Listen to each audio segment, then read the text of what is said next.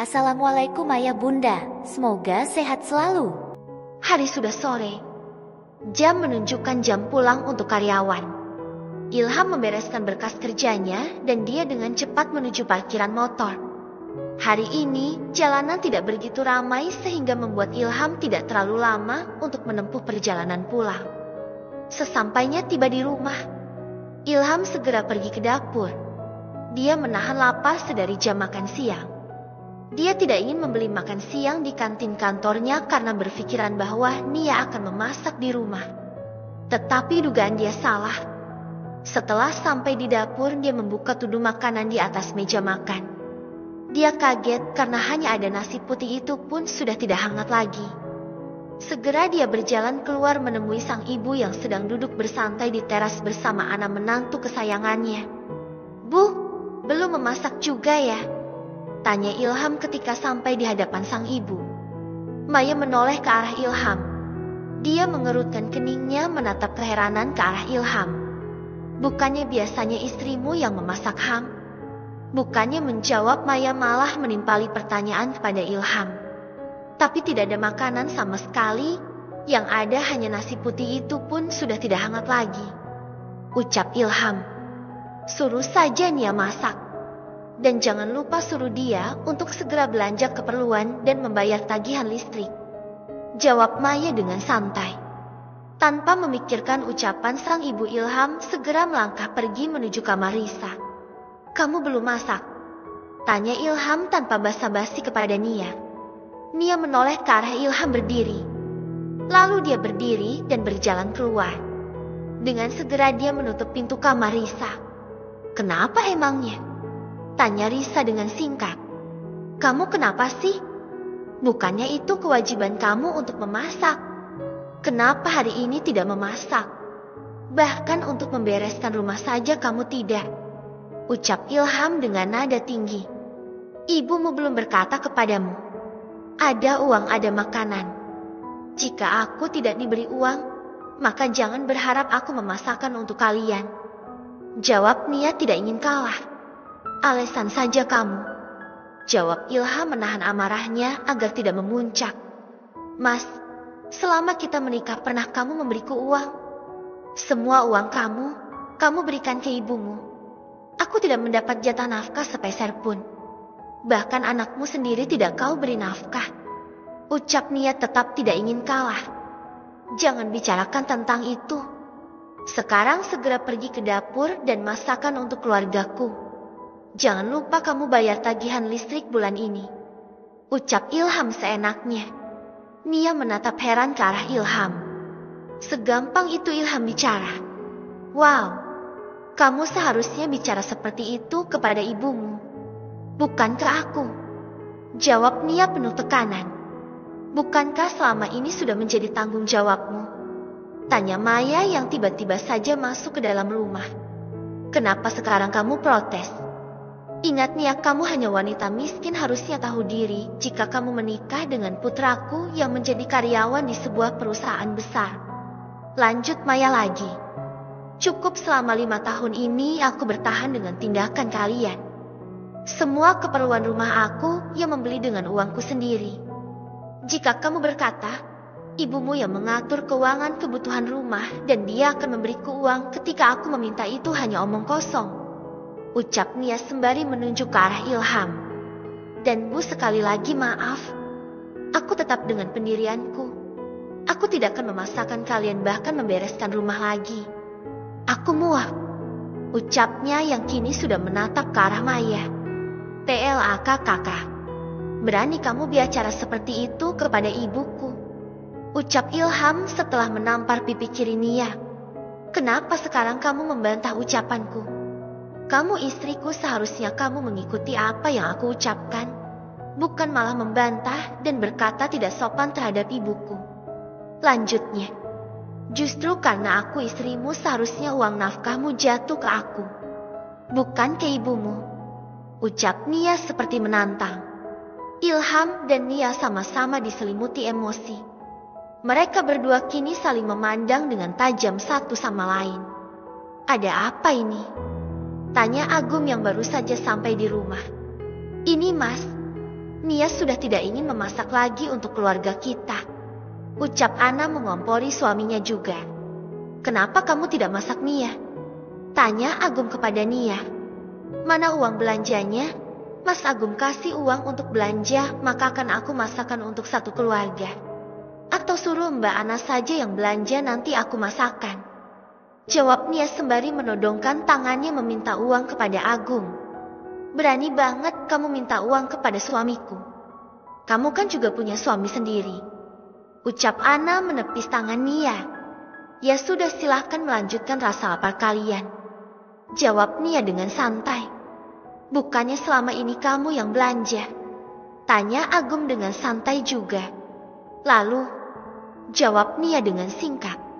Ya, kamu belanja sana. Pakai uangmu sendiri seperti biasanya. Jawab Agum dengan gampang. Nia menganggukkan kepalanya sembari melangkah berjalan keluar. Semua melongo melihat tingkah laku Nia yang seakan-akan nurut kepada Agum. Tahu gitu sedari tadi saja Agum yang menyuruh Nia. Sehingga tidak akan menahan rasa lapar sedari tadi. Ucap Maya yang diangguki oleh Ana. Setelah sampai teras ternyata Nia malah duduk di kursi sembari menunggu seseorang yang datang. Tidak ada waktu 5 menit, akhirnya seorang kurir makanan datang. Sehingga Nia segera menghampiri kurir tersebut. Atas nama Mbak Sania ya? Tanya kurir tersebut. Nia menganggukkan kepalanya. Iya, saya Sania. Berapa totalnya, Mas? Tanya Nia sembari menerima delivery makanan yang dia pesan. 32.500 Mbak. Jawab kurir tersebut. Nih, kembaliannya ambil saja. Jawab Nia memberi uang sebanyak 35.000 ke kurir tersebut. Terima kasih ya Mbak. Ucap kurir tersebut sebelum pergi. Iya, sama-sama Mas. Jawab Nia dengan langsung melenggang masuk ke dalam rumah. Wah, kamu beli makanan Nia? Jadi alasan kamu tidak masak itu karena ingin memesan makanan. Kalau gitu ayo kita makan bersama. Ucap Ilham yang diangguki oleh Maya, Ana dan Agum. Nia menatap heran ke arah mereka. Aku memang tidak memasak. Dan aku juga memang beli makanan. Tetapi aku bukan membelikan kalian. Ini hanya 2 bungkus cukup untuk aku dan Risa. Jawab Nia seadanya. Hah? Cuma 2 bungkus? Kamu lupa jika di rumah ini ada 7 orang? Tanya Ilham lagi. Aku gak lupa kok. Tapi uangku cukupnya hanya untuk beli 2 saja. Gimana dong? Jawab Nia dengan santai. Ya sudah, kalau gitu biar aku saja yang makan. Aku sudah lapar. Belum makan sedari tadi siang. Jawab Ilham dengan pedenya. Buat kamu, Mas? Tanya Nia dengan heran tetap diangguki oleh Ilham. Nia tersenyum ketika mendengar ucapan Ilham. Tapi sayangnya cacing di perutku dan Risa lebih penting daripada memikirkan make kamu, Mas. Jawab Nia santai yang membuat semuanya kaget. Saat Nia ingin melangkah menuju kamar Risa, tiba-tiba saja tangan dia dicekal oleh Ilham. Berani sekali kamu bicara seperti itu kepadaku. Ucap Ilham dengan penuh tekanan dan mata melotot. Nia menghempaskan tangannya yang dipegang oleh Ilham. Kenapa aku harus takut? Cukup selama ini aku diam. Dan sekarang aku tidak akan tinggal diam lagi. Uang makan, uang listrik, uang air semua aku yang memenuhi. Tetapi ada kata terima kasih keluargamu terhadapku? Tidak sama sekali. Dan puncaknya kamu dengan gampangnya menganaktirikan anakmu sendiri, Mas. Dan lebih memilih Dini yang jelas-jelas mempunyai orang tua yang bekerja dengan gaji yang besar daripada kamu. Harusnya kamu mikir itu. Jawab Nia dengan lantang. Tanpa menunggu jawaban dari Ilham, Nia segera melangkah menuju ke kamar sang anak daripada harus berdebat lagi nantinya. Ilham sempat tertegun dan terdiam ketika mendengar ucapan Nia. Jangan didengarkan, Ham. Mungkin itu hanya emosi Nia sesaat saja. Ucap Agum yang berusaha menenangkan pikiran Ilham. Iya, Mas. Jawab Ilham singkat. Bodoh sekali anak sendiri ditelantarkan sedangkan anak orang lain dimanjakan. Tapi tidak apa-apa, lanjutkan saja peranmu sebagai om yang baik hati, Ilham. Batin Agum yang berusaha menahan senyum agar tidak terlalu menaruh curiga di depan keluarganya. Nah, ini makanannya sudah datang. Yuk kita makan. Anjak Nia kepada Risa ketika sudah sampai di kamar Risa. Risa menatap bingung ke arah sang mama. Pasalnya tadi sang mama keluar bersama papanya, sekarang tiba-tiba saja masuk dan membawa makanan untuknya. Kita cuma makan berdua, Ma. Tanya Risa yang membuat Nia menghentikan aktivitasnya dari membuka bungkus makanan tadi. Nia menoleh ke arah sang anak, dia menganggukkan kepalanya. Iya sayang, kita makan berdua saja, jawab Nia dengan nada lembut. Risa mengangguk tersenyum. Wah, sepertinya enak sekali makanan ini, Ma, ucap Risa yang kagum dengan aroma makanan yang dibelikan oleh Nia. Pasalnya Risa tidak pernah memakan makanan yang enak selain makan dengan lauk tempe dan tahu goreng saja. Nia tersenyum mendengar ucapan Risa. Entah kenapa hatinya terasa tercubit. Selama ini memang dia jarang memenuhi keinginan sang anak untuk hal yang lebih. Mulai sekarang jika Risa ingin meminta apapun jangan pernah dipendam ya sayang. Katakan pada mama, ucap Nia dengan mengusap lembut rambut Risa. Memangnya mama punya uang? Risa takut Ma jika minta ke papa selalu dimarahi. Katanya tidak ada uang. Tetapi jika yang meminta dini papa selalu menurutinya, jawab Risa dengan polosnya. Lagi dan lagi Nia dibuat tertegun oleh jawaban Risa. Dia tidak menyangka jika sikap Ilham selama ini di-save di otak Risa. Risa memang baru saja berumur 4 tahun. Tetapi dia memiliki pikiran yang pintar, mungkin itu menurun dari sang mama. Nia tersenyum menutupi sakit hatinya. Lalu menatap ke arah Risa dengan sendu. Memang punya uang. Tetapi Risa harus tahu batas, tidak setiap saat mama memiliki uang sayang, jawab Nia. Padahal jika mau Nia sangat mampu membelikan apa saja yang Risa minta. Tetapi sebelum terlambat Nia selalu mengajari Risa untuk hidup seadanya saja. Ya, benar jika keluarga Ilham memandang rendah Nia sebagai orang miskin yang tidak mempunyai kerajaan, tetapi kenyataannya itu salah besar. Nia adalah putri sulung dari Bapak Rama Adiwiratama, pengusaha kaya dan terkenal sebagai donatur-donatur di sebuah perusahaan besar di kota mereka. Memiliki berbagai cabang perusahaan tidak membuat mereka hidup berlagak mewah. Malah sebaliknya, jika tidak ada orang yang mengenal lebih Bapak Rama, mereka pasti akan menganggap keluarganya adalah keluarga kelas menengah dengan kesederhanaannya yang selalu mereka terapkan. Nia memiliki adik bernama Nio.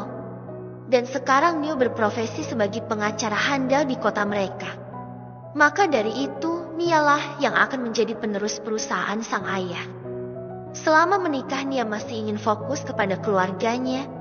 Dia belum ingin menghabiskan waktunya untuk kesibukan di perusahaan. Tetapi ekspektasi yang selama ini dia rancang malah gagal semua. Realitanya dia hanyalah dijadikan babu yang tak diupah oleh keluarga sang suami, Ilham. Nia bertemu dengan Ilham tidaklah dengan kesengajaan.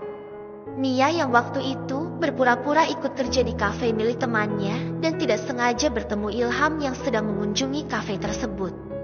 Seiring berjalannya waktu, Ilham dan Nia semakin dekat. Nia yang terkecoh dengan semua ucapan serta tindakan dari Ilham pun akhirnya jatuh cinta kepada laki-laki yang berprofesi sebagai karyawan PNS biasa itu. Hampir 1 tahun kedekatan mereka, akhirnya Ilham memberanikan diri untuk meminta Nia sebagai istrinya. Nia pun menerima ajakan menikah Ilham. Nia yang memang berniat menyembunyikan identitasnya sedari awal pun tidak mempermasalahkan dengan resepsi yang sederhana di pernikahan mereka. Genap usia 4 bulan menikah, mereka dipercaya Tuhan untuk segera mendapatkan momongan. Pernikahan mereka tidaklah berjalan mulus. Dari awal Nia sudah berpikir buruk akan keadaan pernikahan mereka. Dia yang tidak mendapat jatah nafkah sama sekali dari sang suami dan harus rela mengikuti semua apa yang diucapkan oleh sang ibu mertua. Menurutnya itu semua tidak masalah. Ia pikir jika nanti sang anak sudah tumbuh besar suami serta keluarganya akan berubah. Tetapi semuanya salah. Ilham dan keluarganya serta ipar-iparnya malah berulah semakin menjadi. Ayah sudah bertanya tentang keadaan Nia. Tanya Bu Dinar Bunda Nia. Parama menoleh ke arah sang istri sembari tersenyum. Tadi pagi sewaktu ayah telepon Nia sedang menemani Risa ke taman bermain Bun. Jawab Rama dengan lembut. Syukurlah. Jawab Bu Dinar yang merasa sedikit lega walaupun masih ada perasaan yang mengganjal. Lagian kenapa sih Bun? Tumben Bunda sepanik itu kepikiran Kak Nia. Ucap Nio yang mendengarkan penuturan orang tuanya tadi. Tidak tahu Nio. Sudah beberapa hari terakhir ini Bunda tidak tenang. Tiba-tiba saja kepikiran kakakmu. Memang tidak seperti biasanya, apalagi feeling Bunda selalu benar jika terhadap keluarga. Jawab Dinar dengan perasaan yang sedih. Nio yang mendengarnya pun segera memegang tangan sang bunda. Diusapnya perlahan dengan lembut. Bunda jangan khawatir. Nio akan menyuruh beberapa orang suruhan Nio untuk membantu memantau dan mengawasi Kak Nia dan Risa. Nanti Nio coba ya Bunda. Jawab Nio yang membuat kedua orang tuanya menganggukkan kepala setuju akan keputusan sang anak. Bukan karena tidak percaya. Takutnya jika Nia selama ini menutupi apa yang terjadi dan dia enggan untuk bercerita kepada keluarganya. Ayah setuju. Siapa tahu saja kakakmu enggan terbuka dengan kita. Jika kita mendapatkan kabar yang buruk, kita akan langsung menjemput kakakmu dan Risa untuk segera dibawa kemari. Jawab Rama. Iya, nanti Nio usahakan secepatnya kita mendapat kabar tentang Kak Nia. Dan semoga memang benar Kak Nia diperlakukan baik oleh keluarga Mas Ilham. Jawab Nio dengan santai. Pagi harinya, keluarga Ilham dibuat jengkel kembali oleh Nia yang tidak memasak sarapan lagi. Kamu tidak masak, Dek? Tanya Ilham yang baru saja berjalan ke depan untuk menemui Nia yang sedang memantau Risa bermain. Nia menoleh ke arah Ilham sembari menggelengkan kepalanya lalu kembali menatap ke arah sang anak. Kenapa? Terus aku gimana? Kan aku juga mau berangkat kerja. Mas Agum juga, Rani juga mau berangkat ke kampus. Kalau kamu masaknya siang-siang kita mana sempat menunggu. Ucap Ilham ketika mendapat gelengan kepala oleh Nia. Makan aja di kantin. Jawab Nia dengan singkat. Makan di kantin akan mengeluarkan uang lagi Nia. Dan lagi pula kalau aku Mas Agum dan Rani bisa makan di kantin. Lalu ibu, Mbak Ana dan Dini bagaimana? Ucap Ilham yang membuat Nia geram. Nia berdiri di hadapan Ilham. Dia menatap Ilham dengan tajam. Aku di depanmu. Dan dia anakmu Risa. Ucap Nia sembari menunjuk ke arah dirinya dan Risa yang masih fokus dengan mainannya. Kamu tidak memikirkan kita berdua yang notabene istri dan anakmu. Tapi kamu malah memikirkan Mbak Ana dan Dini yang mana mereka masih punya suami yang sehat tanpa kekurangan apapun. Kamu waras enggak sih? Ucap Nia dengan nada yang ditekan-tekan di beberapa kalimat yang dia lontarkan.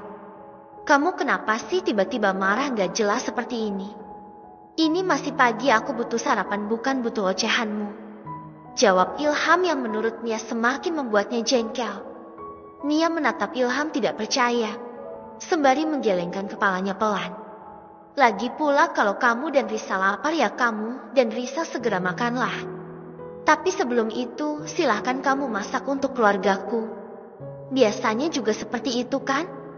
Ucap Ilham yang membuatnya semakin tidak percaya mendengarnya. Terserah, jika kalian ingin masak, maka beri aku uang dan nafkah yang layak. Maka aku akan menjadi Nia yang seperti kalian inginkan. Nia yang menjadi babu di rumahmu. Ucap Nia menekan kata babu di akhir kalimatnya. Ilham yang sudah tidak bisa menahan amarahnya pun mengepalkan tangannya. Jaga ucapanmu Nia. Teriak Ilham kepada Nia yang membuat Maya dan Ana segera keluar ketika mendengar teriakan Ilham. Kenapa ini? Ada apa? Tanya Maya yang melihat Ilham memasang wajah marahnya. Dia sudah berani denganmu. Kemarin tidak masak, sekarang juga tidak masak. Dia menjadi istri maunya apa? Ucap Ilham kepada Maya. Kenapa kamu tidak masak? Tanya Maya kepada Nia. Aku tidak diberi uang sama Mas Ilham ataupun sama ibu. Jawab Nia santai. Kan memang biasanya itu kamu yang nanggung. Jawab Maya lagi. Maaf menantu di rumah ini bukan cuma aku. Ucap Nia seperti menyindir Ana. Ana membelalakan matanya. Dia diam tetapi tetap saja kena sindiran. Kamu nyindir aku? Tanya Ana kepada Nia. Jika Mbak merasa saja. Jawab Nia singkat lalu berjalan menuju ke arah sang anak. Masuk dulu yuk sayang. Kita mandi dan bersiap-siap. Katanya ingin main ke taman lagi. Ucap Nia kepada Risa dan langsung diangguki oleh Risa.